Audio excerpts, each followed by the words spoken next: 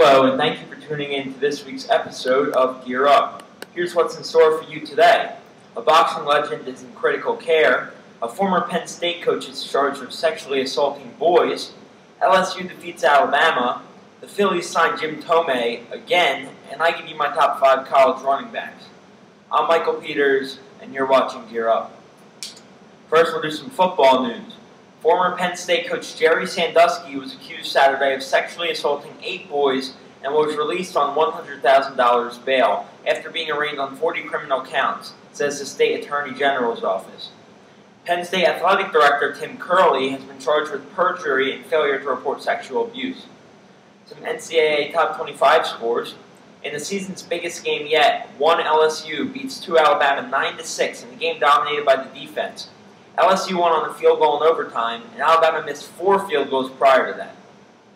7th-ranked Arkansas defeats 9 South Carolina yesterday, 44-28 to improve to 8-1. 10th-ranked Nebraska is upset by Northwestern, 28-25.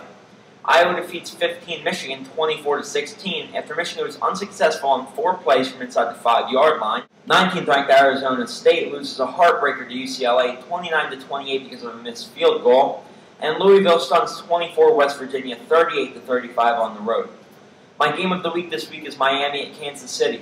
Kansas City is giving 4 points, but I think they will cover. They have won their last 4 games after losing their first 3 games to 3 good teams. They also crushed a good Oakland team on the road, 28-0, 2 weeks ago. The Dolphins haven't won a game yet, and Kansas City is home, so I think they will cover. Now for some local high school football scores. Allentown defeats Robbinsville 32-16 to seal a bid in the playoffs for the first time in school history. Allentown also is a home game because West Windsor Plainsboro South beats Steiner 40-21 to improve to 8-1. Nottingham gets a win over Princeton on Senior Day, 42-28. The Chamonix stuns arch rival Pennsbury 24-7, and Trenton defeats Lawrence in a close game 36-31. Now for some boxing news. Former heavyweight champion Joe Frazier has liver cancer and is under hospice care.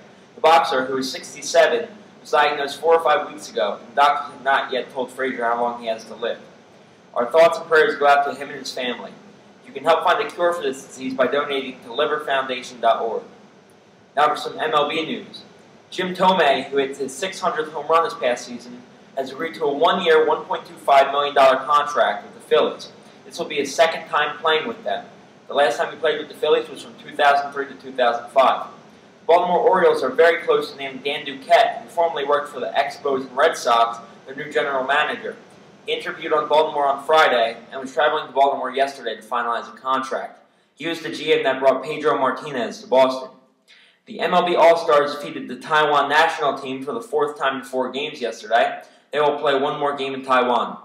Now for this week's edition of Mike Speaks Out. Today's question will be about the Pro Bowl, which actually isn't that far away. It is, should the Pro Bowl be held before or after the Super Bowl? This year the Pro Bowl is on January 29th and the Super Bowl is on February 5th, but I think it should be the other way around. Many, if not all, players that make it to both the Super Bowl and the Pro Bowl skip the Pro Bowl because they don't want to wear themselves out for the biggest game of their life or risk injury. Can you blame them? They have a chance to make history and win a ring, so why would they chance a favorable outcome by playing in a game that doesn't even count? However, being selected to the Pro Bowl is a great honor, and if it was possible to play in both the Super Bowl and Pro Bowl, many players would. Oh wait, it is possible to play in both of them.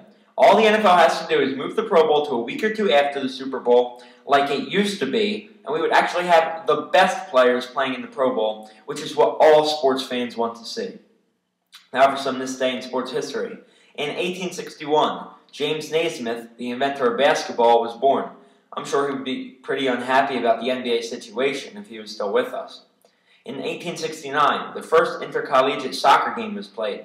Rutgers defeated Princeton 6-4, and in 1987, Roger Clemens wins consecutive Cy Young Awards. Now for my top 5. My top 5 this week is top 5 college football running backs. At 5, we had David Wilson of Virginia Tech. He is 2nd in the NCAA in rushing yards with 1,185. He has rushed for over 100 yards in 8 out of 9 games this season and averages 6.3 yards per carry. He has scored 7 rushing touchdowns and 1 receiving touchdown for the Hokies. At 4, we have Henry Josie of Missouri. He has rushed for just under 1,150 yards and averages an astounding 8.6 yards per carry, which leads the NCAA.